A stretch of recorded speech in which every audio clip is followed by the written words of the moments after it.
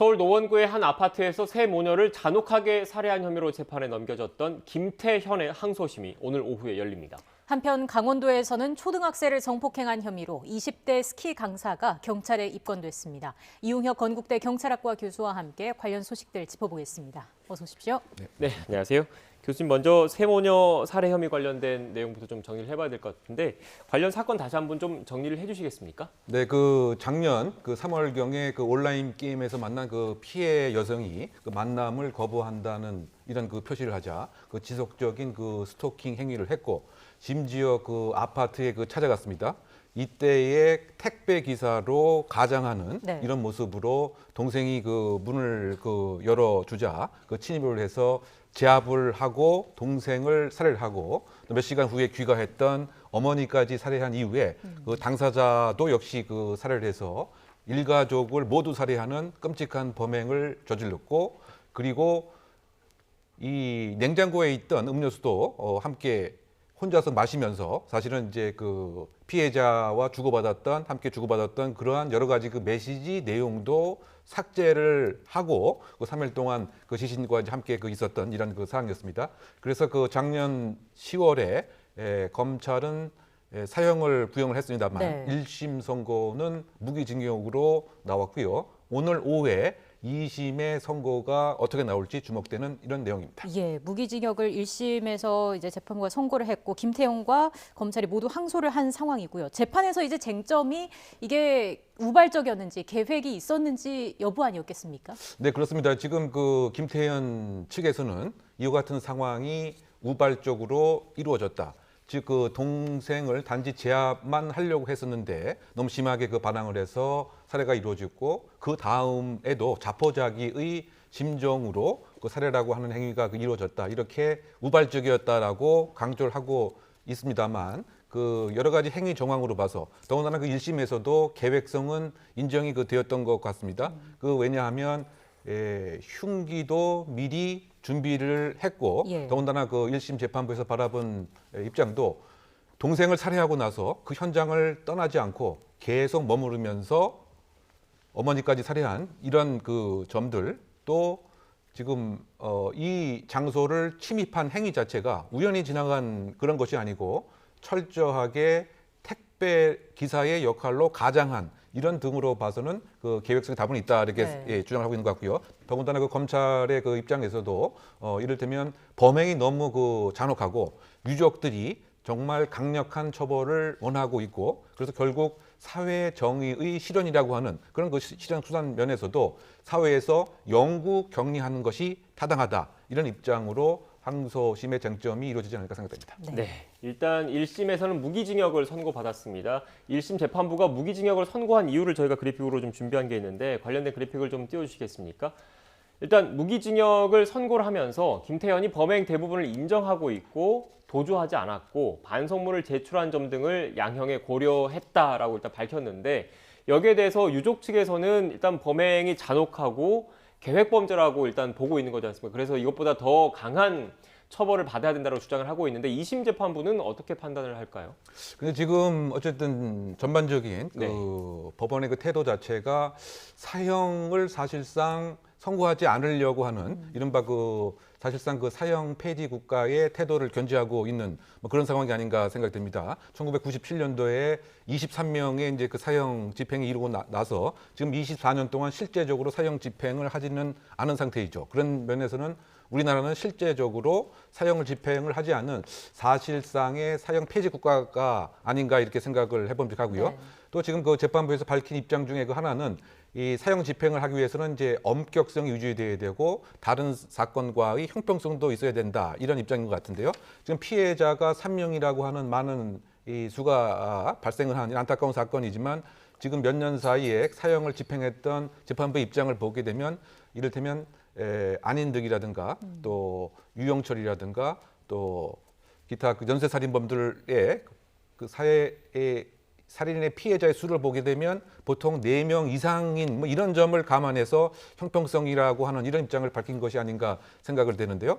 어쨌든 유족 입장에서는 아니 이와 같이 끔찍한 범죄가 사형의 대상이 아니면 도대체 어떤 범죄가 사형이 집행되는 그런 대상이냐 이렇게 강력한 이 엄중한 처벌을 원하고 있는 이런 상황인 것이죠. 네. 지금 말씀하셔서 좀 추가로 좀 질문을 드리면 사형을 재판부가 선고하는 것과 실제로 집행하는 것과는 다른 차원의 문제인 거지 않습니까? 그래서 재판부가 선고 자체를 사실상 우리나라가 사형 폐지 국가이기 때문에 선고 자체를 안 한다라는 거는 또 문제가 있는 것 아니냐. 어떻게 보면 이런 잔혹한 범죄에 대한 사회적인 경각심을 보여주기 위해서라도 강한 처벌이 필요한 것 아니냐. 이렇게 또 주장을 하시는 분들도 계시더라고요. 어떻게 보세요? 그래서 결국 이제 그 법원은 네. 이를테면 그 법적인 이 효과의 그 확보, 네. 또 사용을 그 통해서 정의가 살아있다고 하는 점, 또 사형의 일정한 범죄 그 억지 효과, 그리고 이와 같이 악행을 저지르는 이런 흉악범에게는 반드시 불이라고 하는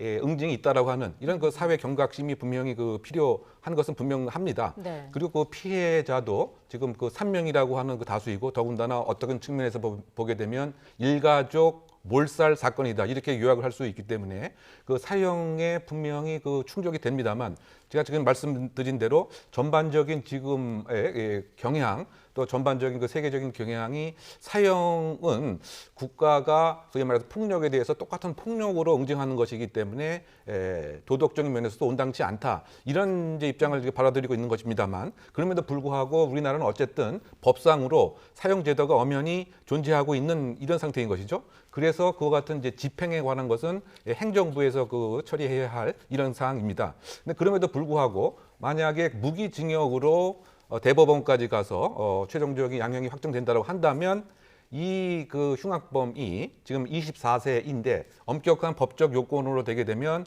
무기징역 같은 경우는 20년이 지나게 되면 가석방의 대상이 될 수 있는 가능성도 있는 것이죠. 네. 이를테면 그 양형 성적이 양호해서 개전의 정이 엄격하다고 한다면 가석방을 신청하고 심사가 되게 되면 행정처분으로 또 사회에 무기수가 복귀할 수 있는 이런 면도 있기 때문에 이런 면에서 봤을 때는 유가족 입장에서는 이것은 온당치 않다 이제 이런 것이 지금 그 부딪히는 그 대목인데 어쨌든 요약하게 되면 우리나라는 현재 약 60여 명의 그 사형수가 있습니다만 사실상 그 사형 폐지 국가이고 이와 같은 경향이 아마 재판관의 양형 태도에도 영향을 끼칠 가능성이 크기 때문에 오늘 오후에 양형의 결과도 무기징역과 동일한 판결이 나오지 않을까 개인적으로 예상해 봅니다. 네, 알겠습니다. 사형 폐지를 또 주장하시는 분들의 여론도 있는 게 사실 상당하기 때문에 오늘 재판부가 어떤 판단을 내릴지 어떤 결과를 내놓을지 좀 더 지켜봐야 할 것 같고요. 주제를 좀 바꿔볼까요? 네, 스키 강사로 일을 하던 20대 남성이 초등학생을 성폭행하는 사건이 발생했습니다. 먼저 사건 개요부터 간략하게 설명을 해주시죠. 네, 상당히 좀 끔찍하고 충격적인 사건이라고 개인적으로 생각합니다. 그 지난 그 크리스마스 때 그 20대의 그 스키 그 강사가 일을 도와주는 중고생들의 이른바 활용을 해서 수단으로 사용을 해서 이 12살 초등학생을 성폭행의 대상으로 물색 선정을 해서 예. 크리스마스 파티를 하자고 하는 그와 같은 꾀임으로 그 차에 태워서 이동을 하고 이때 그 중학생들은 그 내렸습니다. 그리고 그 무인 모텔에 가서 여러 가지 형태의 물리적인 폭력을 행사를 하고 성폭행을 한 이후에 또 문자까지 보내라고 하는 즉 다음에 또 만나자라고 하는 문자를 강요하는 이런 그 내용까지 했습니다. 네.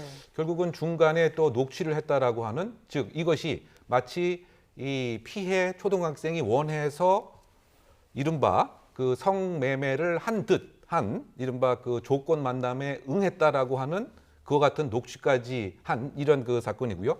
그래서 요약하게 되면 미성년자 의제 강간치상으로 입건이 된 사건입니다. 네. 이 관련해서 또 그 초기 수사 부실 논란도 불거져 있는 것 같습니다. 어떤 내용입니까? 그래서 26일 날 네. 이 피해 초등학생이 친한 언니한테 이와 같은 얘기를 하고요. 네. 이것이 이제 그 경찰에 그 신고가 되어서 이 스키 강사 가해자를 긴급 체포를 해서 조사를 시작을 했습니다.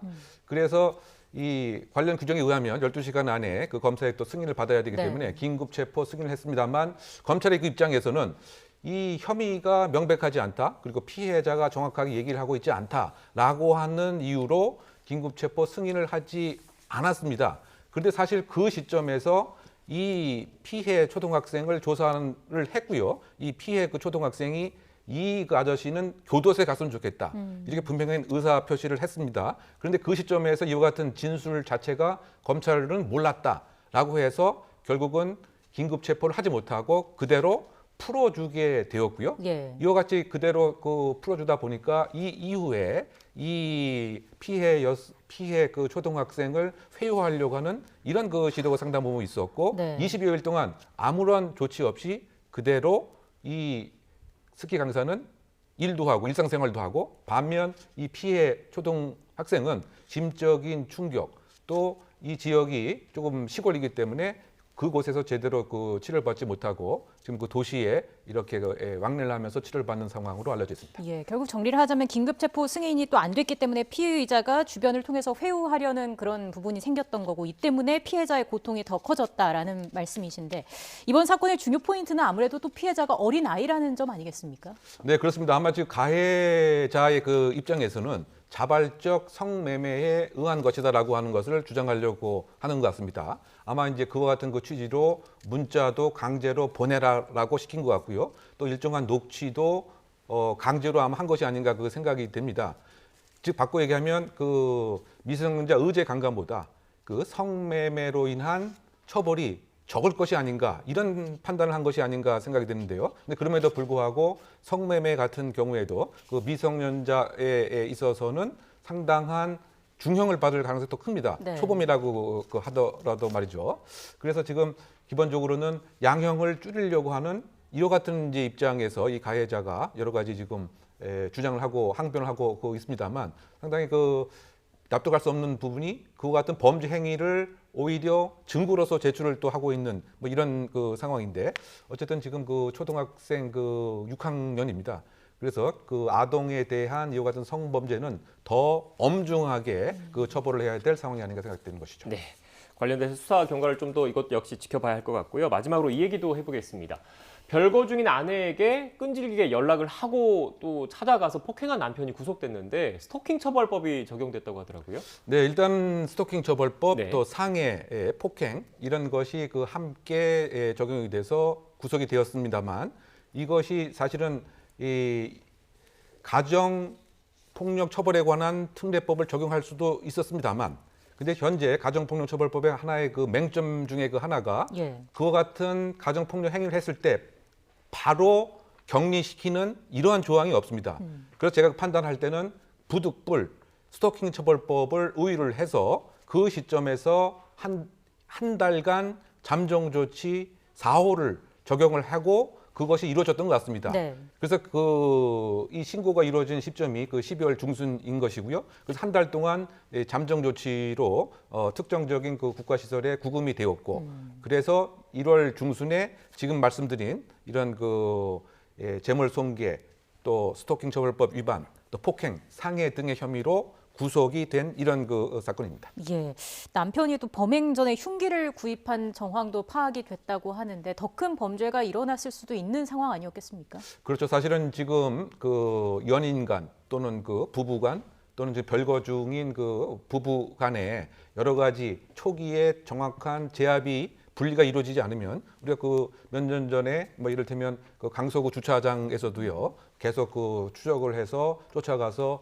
이혼을 한 배우자를 살해를 했고 또 그 몇 달 그 전에는 장인어른이 앞에 있는 상태에서 흉기를 사용해서 배우자를 살해하는 이런 일이 그 발생을 했던 것이죠. 그래서 이번에도 왜 흉기를 그 구입을 했는지 결국은 이와 같은 과정에서 급박한 상황이 생기게 되면 언제든지 스토킹 행위가 강력 범죄로 진화 발전할 수 있는 그런 것이 지금 계속 발동할 수 있기 때문에 큰 틀에서 보게 된다면 사후에 이 형사 사건으로 처벌을 하고 또는 사전에 가정처분 사건으로 법적인 절차를 밟는 것도 중요하지만 목전에서 바로 경찰이 재량을 활용해서 분리시키고 격리시키고 그 과정 중에 이 삐뚤어진 마음을 바로잡는 이와 같은 조치가 좀 있어야 되는데 지금 그 가정폭력 처벌에 관한 특례법은 그 조항이 지금 현재 빠져 있는 상태고요. 예.